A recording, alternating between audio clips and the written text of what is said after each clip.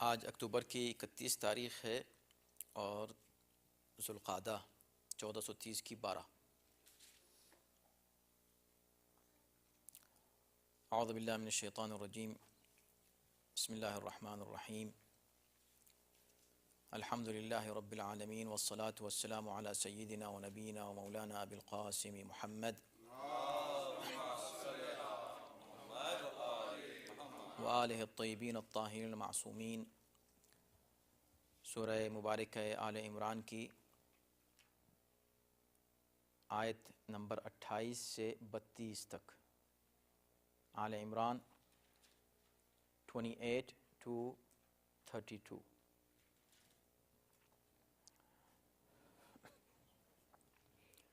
اعوذ باللہ من الشیطان الرجیم، بسم اللہ الرحمن الرحیم۔ لا يتخذ المؤمنون الكافرين أولياء من دون المؤمنين ومن يفعل ذلك فليس من الله في شيء إلا أن تتقوا منهم تقات ويحذركم الله نفسه وإلى الله المصير۔ قل إن تخفوا ما في صدوركم أو تبدوه يعلمه الله ويعلم ما في السماوات وما في الأرض والله على كل شيء قدير۔ يوم تجد كل نفس ما عملت من خير محضرا وما عملت من سوء تود لو أن بينها وبينه أمدا بعيدا ويحذركم الله نفسه والله رؤوف بالعباد۔ قل إن كنتم تحبون الله فاتبعوني يحببكم الله ويغفر لكم ذنوبكم والله غفور رحيم۔ قل أطيعوا الله وأطيعوا الرسول فإن تولوا فإن الله لا يحب الكافرين۔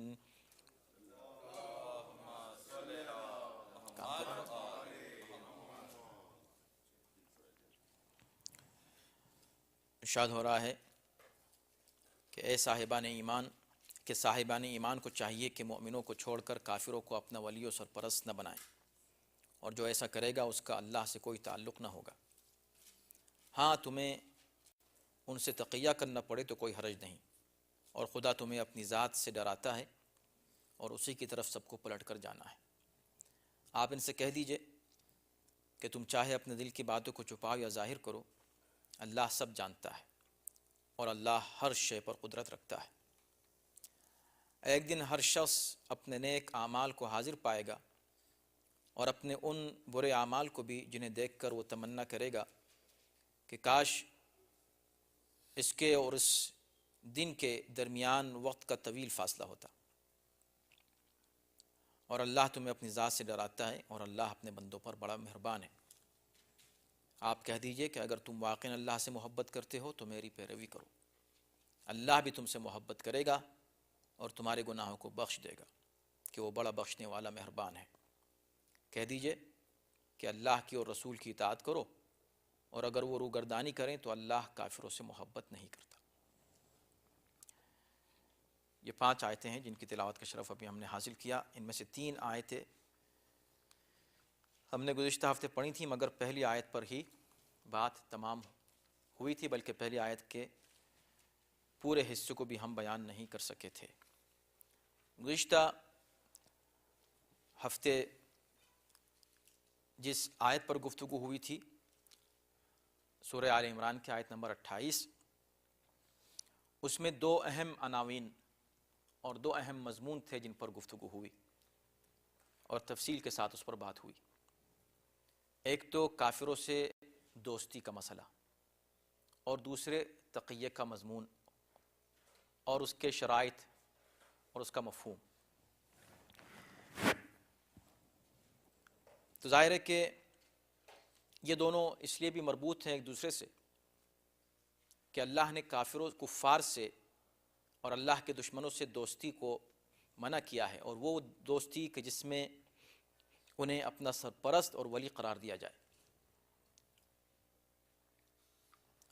اور اس کی ممانعت اس وجہ سے ہے کہ اس کا نقصان اوور آل دین کو ہوتا ہے اور تمام انسانیت کو ہوتا ہے، اس لیے کہ قرآن کفر اور شرک جسے قرار دیتا ہے وہ اصل میں ایک طرح کا ظلم ہے، بلکہ سب سے بڑا ظلم ہے کفر اور شرک، اور ظلم کا ساتھ دینا اور ظلم ظالموں کو اپنا ولی بنانا، اس کا نقصان عمومی طور پر عالم انسانیت کو ہوتا ہے، اور بالخصوص حقیقی مذہب اور حقیقی دین جو اسلام ہے، اللہ کا مذہب، اس کو ہوتا ہے۔ لہٰذا اس بات کی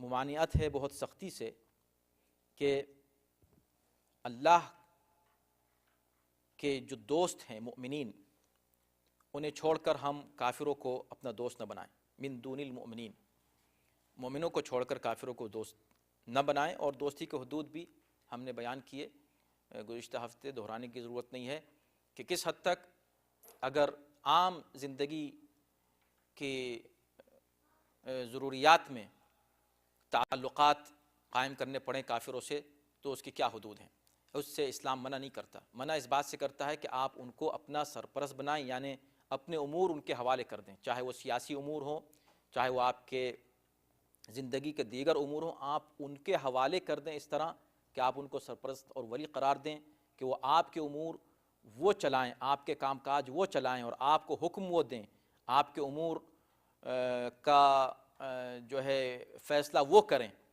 یہ اس چیز کی ممانعت ہے۔ لیکن اگر عام طور پر تجارت ہے یا ان سے کسی اور ایسی مطلب اس طرح کا کوئی تعلق ہے کہ جو عام زندگی سے اس کا ربط ہے، اور اس کے اثرات دین پر یا مذہب پر یا عام طور پر اسلامی معاشرے پر اور اوور آل انسانی معاشرے پر نہیں پڑتے، تو اس میں کوئی حرج نہیں ہے۔ اور اس طرح کی بھی دوستی جو منع ہے، وہ دوستی کافروں سے جو منع ہے، وہ بھی ایک صورت میں جائز ہے، الا ان تتقوا منہم تقات، اس پر ہم نے تفصیل سے گفتگو کی۔ تو پہلا مضمون اس پر بھی بات ہو چکی ہے، اور دوسرا مضمون الا ان تتقوا منہم تقات، ہاں ایک صورت میں یہ دوستی جائز ہے، اور اس دوستی کا اظہار، اوریجنلی دوستی نہیں بلکہ اظہار دوستی کافروں سے جائز ہے کہ اگر آپ کو کوئی خوف ہو، خوف کی صورت میں تو لفظ استعمال کیا، تتقو، ان سے اگر تم کو کوئی خوف ہو، تقات، باقاعدہ کوئی خوف ہو، اسی لفظ سے لفظ تقیہ ہے۔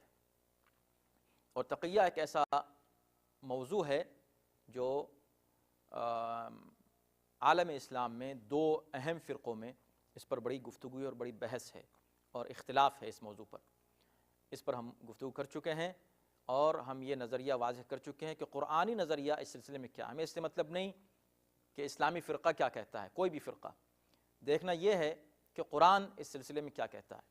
تقیہ کے قرآن نے جائز قرار دیا ہے، اور نہ صرف جائز قرار دیا ہے بلکہ قرآن ایسے لوگوں کو مؤمن قرار دیتا ہے، اور ایمان کی علامت بھی ہے یہ، جیسا ہم بیان کر چکے ہیں کہ سورہ مؤمن میں ارشاد ہوا تھا کہ قال رجل مؤمن من آل فرعون یکتم ایمانہ، آل فرعون کا ایک شخص مؤمن جو اپنے دل میں ایمان کو چھپائے ہوئے تھا۔ تو ایمان کو چھپانا دل میں، اسی کا نام تقیہ ہے۔ لیکن یہ تقیہ کس لیے کیا جائے، ہم اب گفتگو کو آگے یہاں سے بڑھاتے ہیں جہاں بات چھوڑی گئی تھی۔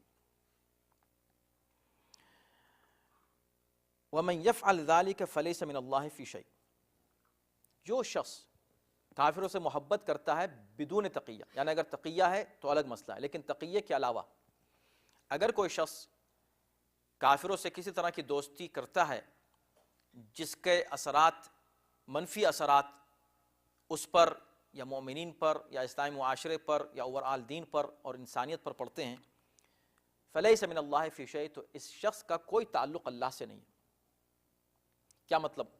اس شخص کا کوئی تعلق اللہ سے نہیں. اس لیے کہ ایک انسان کے دو ہی تعلق ہو سکتے ہیں، یا اللہ سے تعلق ہو سکتا ہے یا غیر اللہ سے تعلق ہو سکتا ہے، اور اسی تعلق کو اصل میں ولایت کہا جاتا ہے.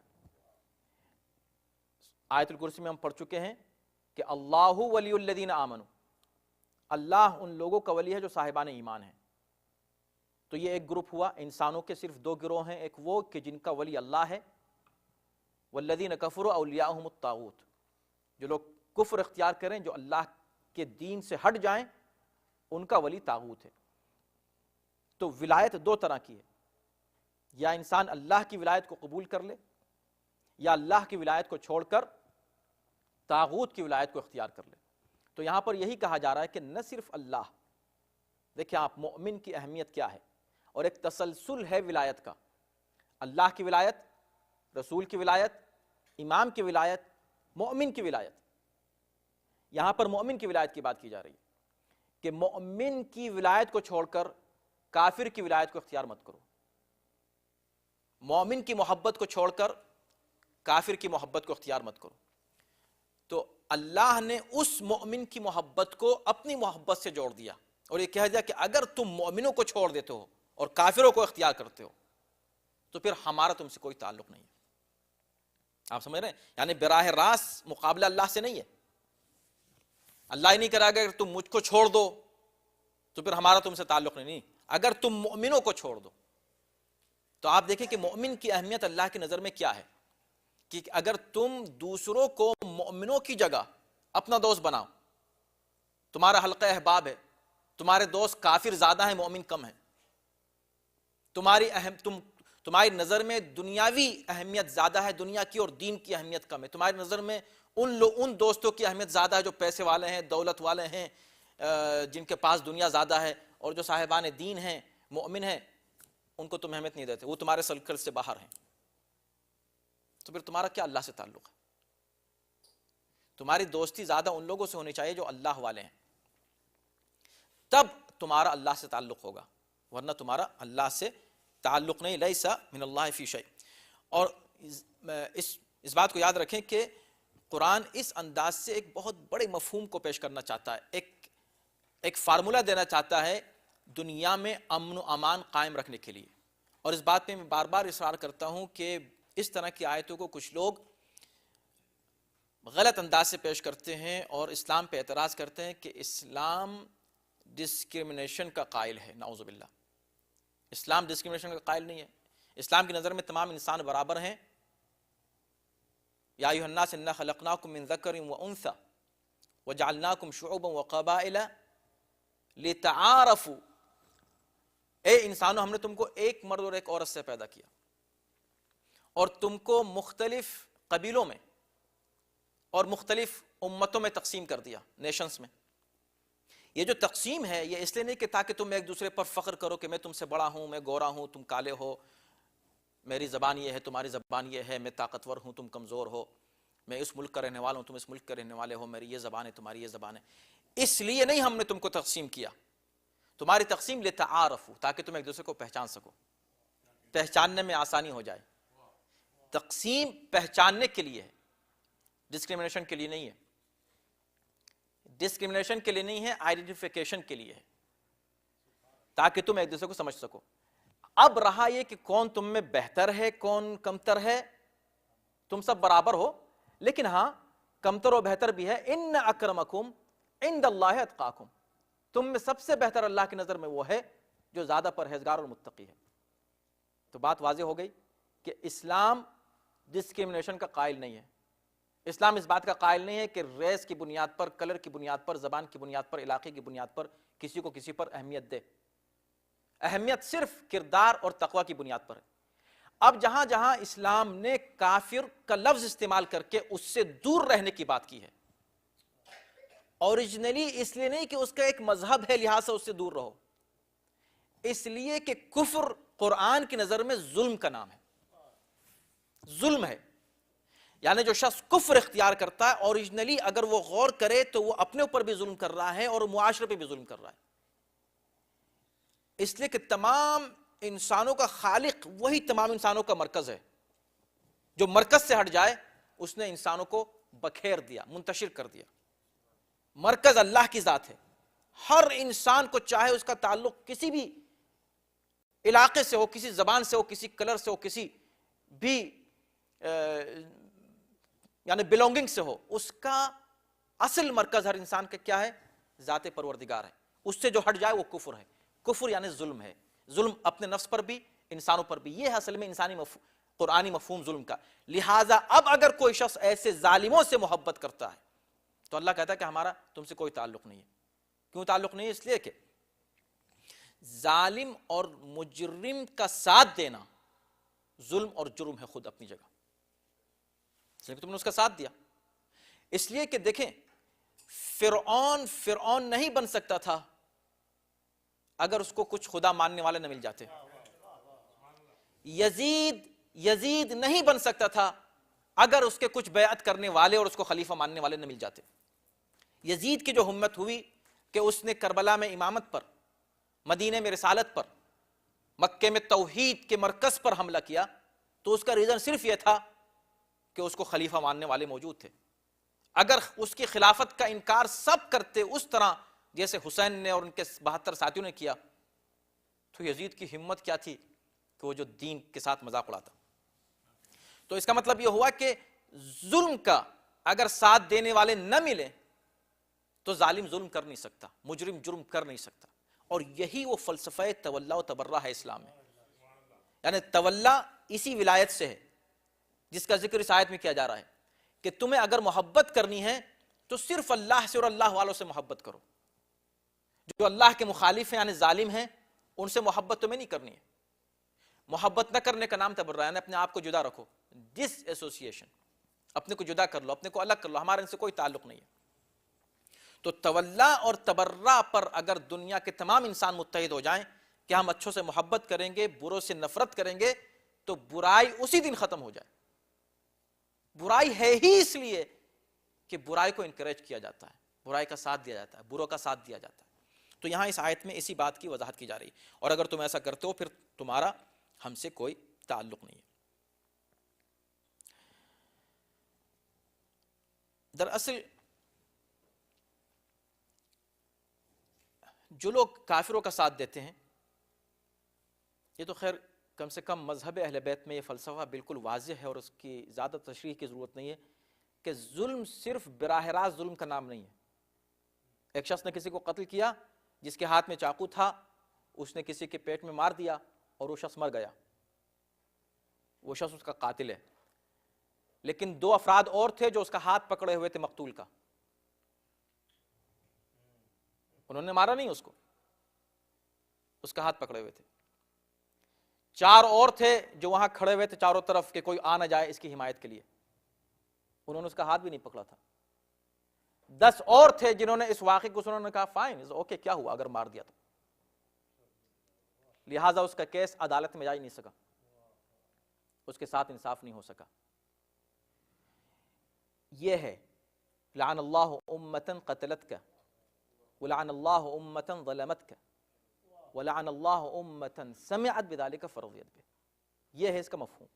یہ 3 سٹیجز ہیں: ظلم براہ راست کرنا، ظلم کی حمایت کرنا، اور ظلم کی خبر سن کر اس پر خاموش رہنا کہ ہم سے کیا مطلب۔ آج جو دنیا میں دہشت گردی ہے، ٹیررزم ہے، اس کا سبب یہی ہے کہ خود وہ جو بظاہر اس کے خلاف ہیں اس کو سپورٹ کرتے ہیں پیچھے سے۔ اگر ان کی سپورٹ بند ہو جائے اور پوری دنیا چیخ اٹھے کہ غلط ہے، کس کی مجال ہے کہ جو کوئی جرم کرے، دہشت گردی کرے، ٹیررزم کرے۔ فلیس من اللہ فی شیء کا مفہوم یہی ہے، اور اسی لیے وہ شخص کہ جو ظالم کا ساتھی ہے اس کا انجام وہی ہے جو ظالم کا ہے۔ جو قرآن نے سورہ ہود میں آیت نمبر 113 میں یہ بات کہی ہے کہ وَلَا تَرْكَنُوا إِلَى الَّذِينَ ظَلَمُوا فَتَمَسَّكُمُ النَّارُ وَمَا لَكُم مِّن دُونِ اللَّهِ مِنْ أَوْلِيَاءَ ثُمَّ لَا تَنصُرُونَ۔ خبردار جو ظالم ہیں ان کی طرف ذرا سا رجحان بھی نہ رکھنا، ان کی مدد نہ کرنا یا ان کی مدد مت حاصل کرنا، اس لیے کہ اگر ایسا کرو گے تو جہنم تمہارا ٹھکانہ ہوگا۔ یعنی جو ٹھکانہ ظالم کا ہے وہی تمہارا ہوگا، اس لیے کہ تم اس کا ساتھ دے رہے ہو، اور اس کے بعد پھر تمہارے پاس کوئی ولی بھی نہیں ہوگا اس وقت وہاں، تمہارا کوئی ناصر و مددگار جو تمہاری مدد کر سکے۔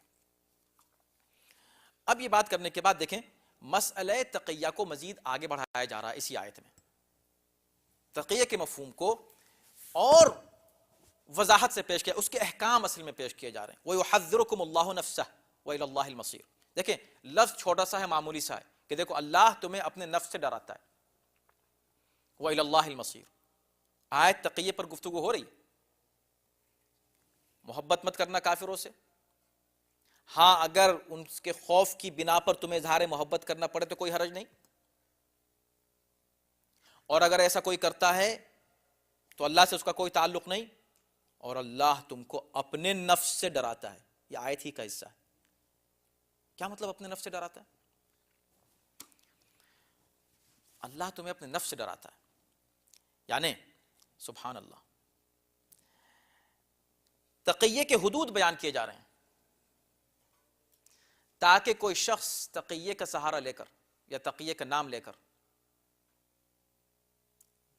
غلط طریقے سے اس حکم کا استعمال نہ کرے کہ کوئی بات نہیں بھئی مجھے مجبوراً ایسا کرنا پڑا، کیوں؟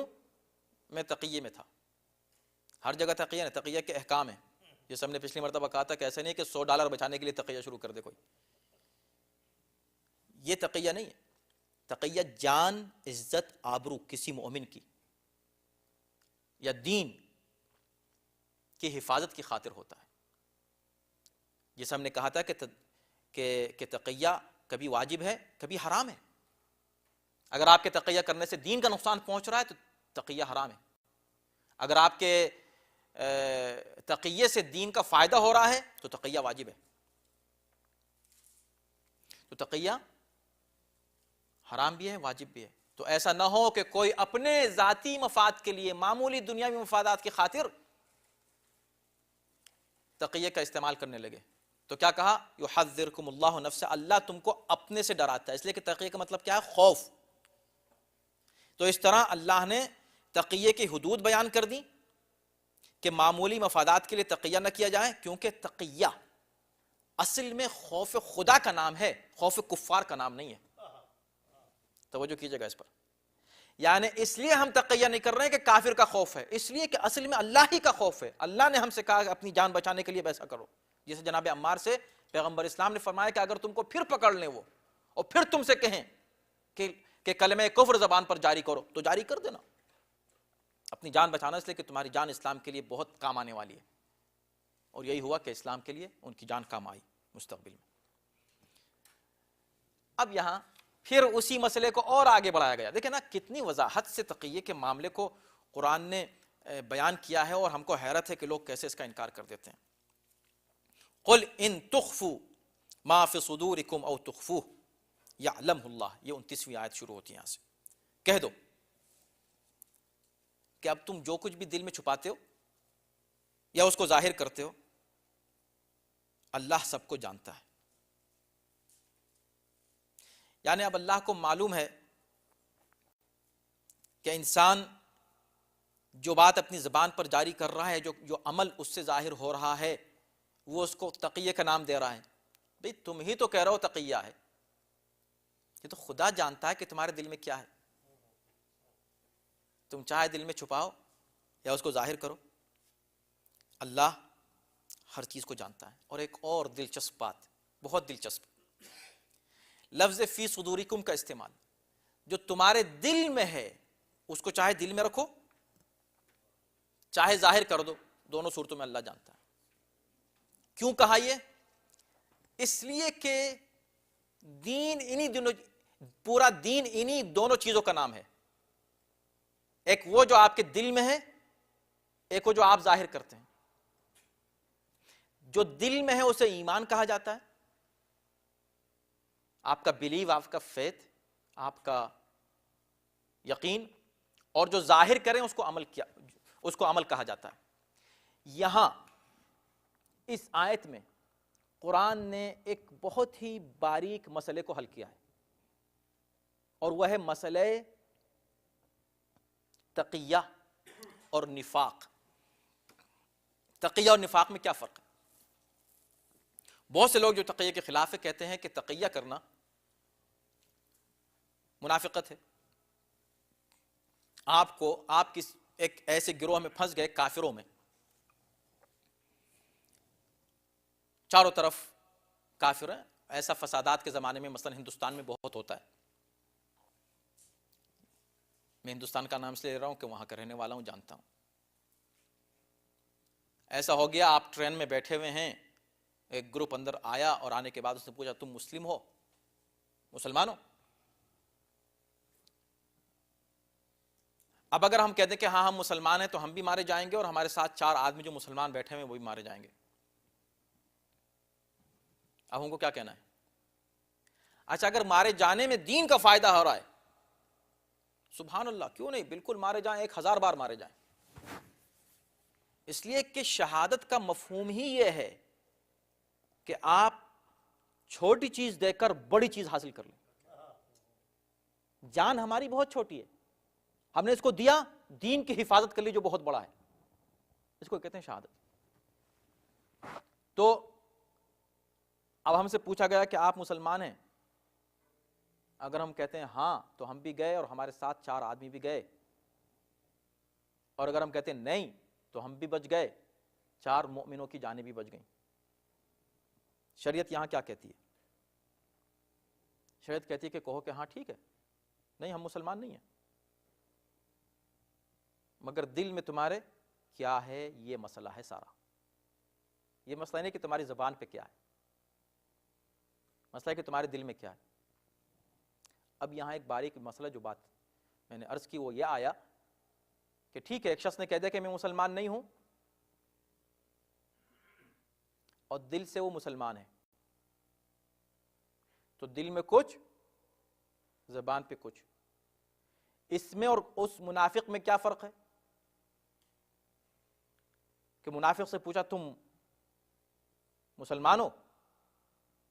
اس نے کہا مسلمان ہوں، حالانکہ وہ اندر سے کافر ہے. اسی کو تو منافق کہتے ہیں نا. تو اب دل میں کفر، زبان پر ایمان، اس کے بھی دل میں کچھ، زبان پہ کچھ، اس کے بھی دل میں کچھ، زبان پہ کچھ. فرق کیا ہوا دونوں کا؟ کیا فرق ہے ان دونوں میں؟ یہ خود کو مومن کہہ رہا ہے، وہ خود کو منافق. البتہ وہ نہیں کہہ رہا ہے، لیکن قرآن اس کو مومن کہہ رہا ہے، اس کو منافق کہہ رہا ہے. فرق کیا ہے دونوں میں؟ فرق یہ ہے بنیادی، یہ ہے جو آیت کہہ رہی ہے، قل ان تخفوا ما فی صدورکم، تم جو اپنے دلوں میں چھپا لو نا اسے اللہ جانتا ہے، اور جو ظاہر کر دو اس کو بھی اللہ جان رہا ہے. اوریجنلی انما الاعمال بالنیات، خود عمل کا تعلق بھی نیت سے ہے. لہذا چونکہ خدا دل کے حال سے واقف ہے اور جو کچھ دل میں ہے اسی کو اصل میں بلیف اور فیتھ اور ایمان کہا جاتا ہے. تو کسی کا ایمان کا تعلق اس کے دل سے ہے، لہذا ان دونوں میں دونوں کا جو دل میں ہے وہ مانا جائے گا اور جو زبان پر ہے وہ باطل ہو جائے گا. ان کا بھی ان کا بھی. اس کے دل میں ایمان تھا، زبان پہ کفر تھا، ایمان قبول کر لیا گیا، کفر جو زبان پر تھا وہ باطل ہو گیا. یعنی اس کا مطلب اس کی کوئی ویلیو نہیں رہی، کفر نہیں ہے زبان پر. منافق اس کے دل میں کیا ہے؟ کفر ہے، زبان پر اسلام ہے. جو دل میں ہے وہ مان لیا گیا یعنی کفر ہے، جو زبان پر ہے اس کو ریجیکٹ کر دیا گیا یعنی اسلام نہیں ہے. تو سب سے بڑا فرق ان دونوں میں بنیادی طور پر کیا ہوا کہ اس نے، یہ ہے فرق، یہاں پر ہے فرق. فرق یہ ہے کہ اس نے کفر چھپا کر ایمان ظاہر کیا دین کو برباد کرنے کے لیے، دین کو نقصان پہنچانے کے لیے. اس نے ایمان کو چھپا کر کفر ظاہر کیا دین کی حفاظت کے لیے. تو جو دین کی حفاظت میں اور دین کو نقصان پہنچانے میں فرق ہے وہ اس شخص میں اور اس شخص میں فرق ہے. اس لیے اس کو مومن کہا گیا، اس کو منافق کہا گیا. اور چونکہ خدا دونوں کو جانتا ہے لہذا ہم کون ہیں کہنے والے کہ کس کے دل میں کیا ہے اور کس کے عمل میں کیا ہے. اللہ نے کہا میں دیکھ رہا ہوں. اور یہاں پھر اور مزید ایک بار اس شخص کو تنبیہ کی گئی جو تقیہ کر رہا ہے، خبردار تقیہ کر رہے ہو، تقیہ ایسے تھوڑی ہے کہ بس کہہ دیا زبان سے، تقیہ جو کر رہا ہے، جیسے میں نے مثال آپ کو دی کہ ہم سے پوچھا کہ تم مسلمان ہو کہ نہیں، تو ہم کیا کہیں؟ اب ہمیں اس موقع پر اس سے پہلے کہ ہم جواب دیں 10 بار سوچنا ہے. مسائل ہیں تقیے کے، شروط ہیں تقیے کے، کہ اب ہم جو جواب دیں گے یہ جواب شریعت کے مطابق ہے کہ نہیں. کیا اس وقت ہمارے لیے یہ کہنا مناسب ہے کہ ہم مسلمان ہیں اور ہم شہید ہو جائیں؟ ہمارے شہید ہونے سے ہو سکتا ہے کہ 10 لوگ بچ جائیں، یا نہیں ہم اس وقت کہیں کہ نہیں ہم مسلمان نہیں ہیں، ہم تقیہ کر لیں اور تقیہ کر کے 10 لوگوں کو بچا لیں. اب فیصلہ ہمیں کرنا ہے. اگر ہم نے اپنی ذات کو، یا مثلا وہ 10 آدمی آئے تھے وہ ہماری جان نہیں لے لیتے، وہ ہم سے پوچھتے تو مسلمان ہو، اگر ہم کہتے ہیں ہاں مسلمان ہیں تو وہ ہمارا صندوق اٹھا کے لے جاتے، ہمارا بیگ اٹھا کے لے جاتے، ہمارا لیپ ٹاپ اٹھا کے لے جاتے کہ جو مسلمانوں کو لوٹ لو اس لیے کہ یہ ان کا لیپ ٹاپ لے جاؤ، $1000 کا ہمارا نقصان ہوتا. اب ہم کیا کریں؟ یہاں کیا کریں؟ تو اسی لیے خدا نے کہا کہ خدا جانتا ہے کہ تم تقیہ کس لیے کر رہے ہو. حدود کو سمجھو، شریعت کو سمجھو.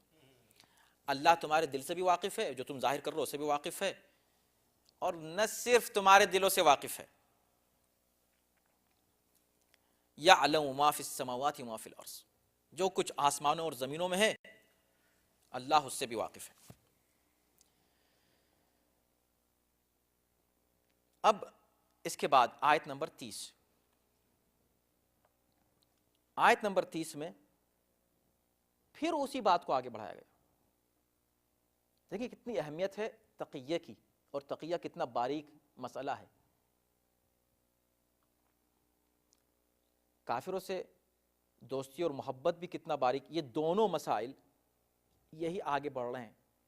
جو بات ہم نے گزشتہ ہفتے بیان کی تھی، 2 مسئلوں پر گفتگو کی تھی، وہی 2 مسائل ابھی آگے بڑھ رہے ہیں. آیت نمبر 30 میں پھر یہی مضمون ایک طرح سے آگے بڑھتا ہے. جب یہ بات کہہ دی گئی کہ وہ یعلم ما فی السماوات، وہ زمین و آسمان سے بھی واقف ہے، پھر ساتھ ہی ساتھ واللہ علی کل شیء قدیر، اللہ ہر شے پر قدرت رکھتا ہے. 2 ہی چیزیں ہیں، 2 اہم صفات ہیں پروردگار کی، علم اور قدرت. اگر قدرت نہ ہو تو جزا و سزا نہیں دے سکتا، قدرت ہی نہیں ہے. اگر علم نہ ہو تو اس قدرت کا صحیح استعمال نہیں کر سکتا. ہو سکتا ہے جس کو سزا دینی تھی اس کو جزا دے دی، جس کو جزا دینی تھی اس کو سزا دے دی. تو علم اور قدرت دونوں ایک ساتھ ملتے ہیں تو عدل سامنے آتا ہے، عدل الہی. اسی لیے دونوں کا ذکر کر دیا یہاں پر. پھر کہا یوم تجد، پھر اسی بات کو آگے بڑھا کے آیت نمبر 30 میں کیا کہا؟ یوم تجد کل نفس ما عملت من خیر محضرا وما عملت من سوء. ایک دن ایسا آئے گا جب ہر انسان اپنے عمل کو اپنی نگاہوں کے سامنے دیکھ لے گا. تو تم جو کچھ بھی کہہ رہے ہو یا جو تم کر رہے ہو، تمہاری دوستی ہو کافروں سے، کس حد تک دوستی ہے تمہاری، تم کسی منزل پر تقیہ کر رہے ہو، کس حد تک تقیہ کر رہے ہو، اور کس حد تک شریعت کے مطابق ہے تمہارا تقیہ. ان دونوں باتوں کو خدا جانتا ہے، تم اللہ سے چھپا نہیں سکتے. اور یہ تو یہاں تم چھپا نہیں سکتے، آخرت میں یہ ہوگا کہ تم خود اپنی نگاہوں کے سامنے اس کو دیکھ لو. آج انسان ایک برائی کرتا ہے، اس کو نظر نہیں آتی نا، برائی کر دی اس نے، گزر گیا. 1 سال پہلے کتنے گناہ کیے تھے ہم کو کوئی یاد ہے؟ کل کے گناہ یاد نہیں تو 1 سال پہلے کے گناہ کیسے یاد ہوں؟ 10 سال پہلے ہم نے کیا کیا گناہ کیے ہیں کوئی یاد ہے؟ نہ نیکیاں یاد ہیں نہ برائیاں یاد ہیں. ہو سکتا ہے بڑے بڑے برائیاں اور بڑے بڑے نیکیاں جن کو ہم بڑا اور چھوٹا سمجھ رہے ہیں وہ یاد ہوں، لیکن اللہ فرماتا ہے کہ وَمَن يَعْمَلْ فَمَن يَعْمَلْ مِثْقَالَ ذَرَّةٍ خَيْرًا يَرَهُ. ایک ذرے کی برابر، ایک ایٹم کے برابر کوئی شخص کوئی نیکی کرے گا، یراہ، اسے دیکھ لے گا. اس پہ غور کیجئے گا لفظ پر، یراہ یعنی دیکھ لے گا اسے. اور جو شخص ایک ذرہ برابر شر کرے گا، برائی کرے گا، اسے بھی دیکھ لے گا. یراہ، یہ یراہ جو ہے کیا مطلب دیکھ لے گا؟ وہی چیز یہاں پر ہے اس آیت میں. یوم تجد کل نفس ما عملت من خیر محضرا، جو بھی نیکی انسان کرے گا وہ اس کے سامنے حاضر ہو جائے گی، ومن سوء، اور کوئی برائی کرے گا وہ بھی اس کے سامنے حاضر ہو جائے گی۔ اس آیت سے اور دیگر قرآن میں متعدد آیات ہیں، ایک نظریہ سامنے آیا جو اصل میں مکتب اہل بیت کا نظریہ ہے۔ نظریہ کیا ہے؟ اس کو کہتے ہیں، ایک بحث ہے، اسے کہتے ہیں تجسم اعمال۔ تجسم اعمال کیا مطلب؟ یعنی اعمال کا مجسم ہو کر، ویزیبل ہو کر سامنے آنا۔ آپ کا کوئی عمل ویزیبل نہیں، مثلا جھوٹ بولا کسی نے خدا نخواستہ، وہ جھوٹ بول دیا، کل جھوٹ بولا تھا، آگے دکھاؤ کہاں ہے وہ جھوٹ۔ آپ ثبوت دکھا سکتے ہیں اس جھوٹ کے، جھوٹ نہیں دکھا سکتے۔ جھوٹ نظر آنے والی چیز نہیں ہے، جھوٹ ایک فعل ہے، ایک عمل ہے، انویزیبل۔ خدا کہتا ہے کہ یہ جو چیزیں انویزیبل ہیں، یہ قیامت کے دن ویزیبل ہو کر تمہارے سامنے آ جائیں گے، مجسم ہو کر۔ تم دیکھو گے کہ یہ میری برائی ہے، تم دیکھو گے یہ میری اچھائی ہے۔ اور اس کے لیے بہت سی روایات ہیں، اور خود قرآن میں اور بھی آیتیں ہیں۔ سورہ کہف کی آیت نمبر 49 میں ہے، وَوَجَدُوا مَا عَمِلُوا حَاضِرًا، انہوں نے جو کچھ بھی عمل کیا ہوگا اس کو بھی وہ حاضر پائیں گے، اپنی نگاہوں کے سامنے مجسم پائیں گے۔ اور اس کے لیے بہت سی وہ روایات ہیں جس کا وقت نہیں رہ گیا ہے، اور ہم دوسری جو 2 آیتیں رہ گئیں اس پر گفتگو نہیں کر سکیں۔ انشاءاللہ ہم اگلے ہفتے اس پر گفتگو کریں گے، اور ہمارا عنوان ہوگا اتباع اور اطاعت رسول۔ اتباع اور اطاعت، یہ دونوں آیتیں جو بات کی آئیں گی اس پر گفتگو کریں گے۔ اس وقت ہم خلاصہ پیش کرتے ہوئے عرض کر رہے ہیں کہ وہ تجسم اعمال، وہ اعمال جو نگاہوں کے سامنے آئیں گے، اس کے لیے بہت سی روایات ہیں۔ جیسے وہ روایت ہے کہ جس میں ایک نوجوان جس کا انتقال ہو رہا ہے، پیغمبر اسلام اس کے سرانے آئے ہیں، اور پھر بھی اس کو اس کی تکلیف اور اذیت کم نہیں ہو رہی ہے، وہ کلمہ اس کی زبان پر جاری نہیں ہو رہا ہے۔ تو پیغمبر نے پوچھا کہ اس کی ماں موجود ہے کیا؟ تو کہا ہاں اس کی ماں ہے، مگر راضی نہیں ہے اس سے۔ تو کہا چونکہ اس کی ماں اس سے راضی نہیں ہے، اس لیے اس کی زبان سے کلمہ نکل نہیں رہا ہے۔ ماں کو بلایا، جب ماں راضی ہو گئی تب وہ اس قابل ہوا کہ وہ کلمہ پڑھے۔ جب اس نے کلمہ پڑھا تو پیغمبر اسلام نے ایک اور اس کو دعا سکھائی کہ اس کو پڑھو۔ جب اس نے اس کو پڑھا تو پیغمبر نے پوچھا کہ کیا دیکھ رہے تھے اور کیا دیکھ رہے ہو؟ اس نے کہا کہ ایک سیاہ خوفناک شخص میرے سامنے تھا اس وقت، اور اب وہ جا رہا ہے، اور ایک بہت حسین اور خوبصورت شخص میری نگاہوں کے سامنے۔ کہا وہ جیسا تمہارے اعمال تھے برے، اور یہ جو ہے یہ تمہارے نیک اعمال ہیں جو تمہارے سامنے آ رہے ہیں۔ اس طرح کی بہت سی روایات ہیں جس سے ثابت ہوتا ہے کہ عمل انسان کے سامنے مجسم ہو کر آئے گا۔ یہ تجسم اعمال کے لیے اس آیت سے استدلال کیا جاتا ہے۔ اور اس کی ایک اور دلیل یہ ہے کہ اس کے بعد کہا گیا تود لو ان بینہا و بینہ امدا بعیدا، کہ یہ انسان یہ تمنا کرے کہ کاش اس کے اور اس کے درمیان ایک طولانی فاصلہ ہو۔ اس کے اور اس کے کیا مطلب؟ یہاں 2 نظریے ہیں، 2 اقوال ہیں۔ ایک یہ ہے کہ اس کے مطلب دن کی طرف اشارہ ہے کہ کاش اس دن میں اور اس کے درمیان فاصلہ ہو، وہ دن یوما، ایک دن ایسا آئے گا جب اعمال تمہارے سامنے، تو کاش اس دن کے اور ہمارے بیچ میں ایک طولانی فاصلہ ہوتا۔ دوسرا ہے کہ نہیں، دن نہیں، اعمال کے، ان اعمال کے اور ہمارے بیچ میں کاش طولانی فاصلہ ہوتا۔ اور یہاں لفظ امد استعمال کیا گیا ہے۔ امد اور ابد 2 الفاظ آپ سنتے ہیں۔ ابد کے معنی ہے ایک ایسی مدت اور ایک ایسا زمانہ جس کی کوئی حد معین نہ کی جا سکے، اور امد وہ زمانہ ہے کہ جو مجہول ہے، جس کی حد۔ پھر امد میں اور زمانے میں فرق یہ ہے کہ امد زمانے کے انجام سے عبارت ہے، اور زمانہ دونوں کے لیے، آغاز اور انجام دونوں کے لیے استعمال ہوتا ہے۔ یہ ایک لفظی گفتگو تھی جو آپ کے سامنے پیش کی۔ آخر میں پھر کہا یحذرکم اللہ نفسہ۔ اب نتیجہ دیکھیں آیتوں کا کتنا خوبصورت ہے، جہاں پر یہ بات آ کر تمام ہوتی ہے تقیے کے تعلق سے اور کفار سے دوستی کے تعلق سے. وَيُحَذِّرُكُمُ اللَّهُ نَفْسَ دوبارہ کہا اللہ نے, اسی لفظ کو پھر سے استعمال کیا, وہی جملہ کہ اللہ تم کو اپنے نفس سے ڈراتا ہے.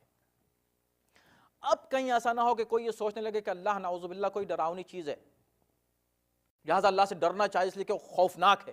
خوفناک نہیں ہے. واللہ رؤوف بالعباد, اللہ اپنے بندوں پر بڑا مہربان ہے, بڑا رؤوف ہے, رحیم ہے, پیار کرتا ہے اپنے بندوں سے. اور یہ تخویف اور یہ تحذیر جو ہے وہ اصل میں تمہارے فائدے کے لیے, جس طرح ایک بہت ہی مخلص ناصح نصیحت کرتا ہے تو تمہارے فائدے کے لیے کرتا ہے, اسی طرح اللہ تمہارے فائدے کے لیے نصیحت کر رہا ہے.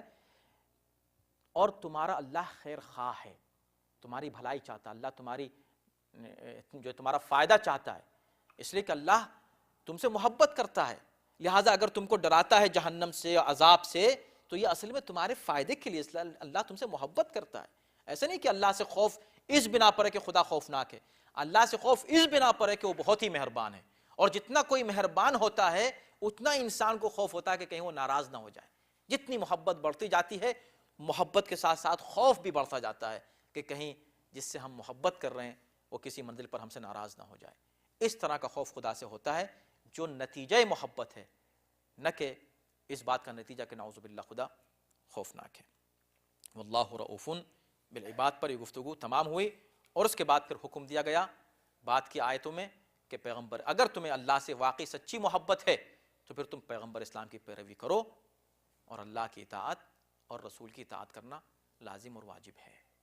اس پر انشاءاللہ ہم اگلے ہفتے گفتگو کریں گے. صلوات پر محمد.